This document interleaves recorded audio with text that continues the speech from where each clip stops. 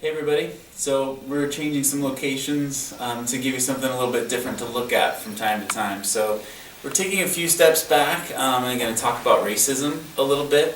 It was a few weeks ago and I've got some notes on the discussion board forum. First of all, as you watch videos that I send you, make sure that you're taking notes and maybe writing down some quotes. Go ahead and pause it because I didn't see quite enough evidence from the videos in a lot of people's posts, so consider that moving forward.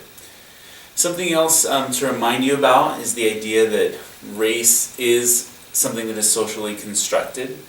But as we move forward, could we also say that about religion, right? Or about the idea of intelligence, or about the idea of age, or gender, right? So I think we can, and in that sense, all of these concepts have very real consequences for people.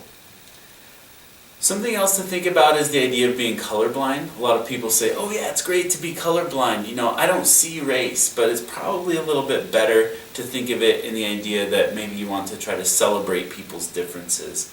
I think that's the key, right? We are all different in different ways, and I think if we start to appreciate how each person does their own thing, how people show their own intelligence in different ways is the best way to go.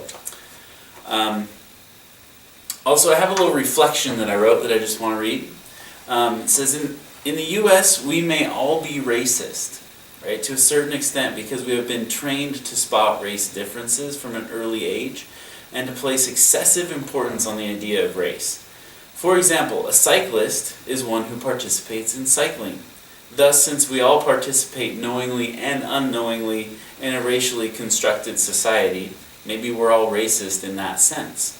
This does not mean that everyone has chosen to be racist, nor does it mean that people can't fight against it to improve things. We're all fighting to escape the embedded ideals of a racist society.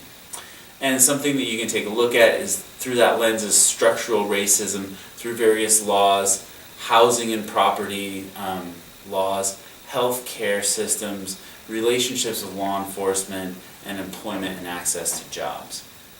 So start thinking from the personal, the community, and the global levels about how race impacts a lot of these other ideas of gender and class and how they all intertwine. That's it. I'm out.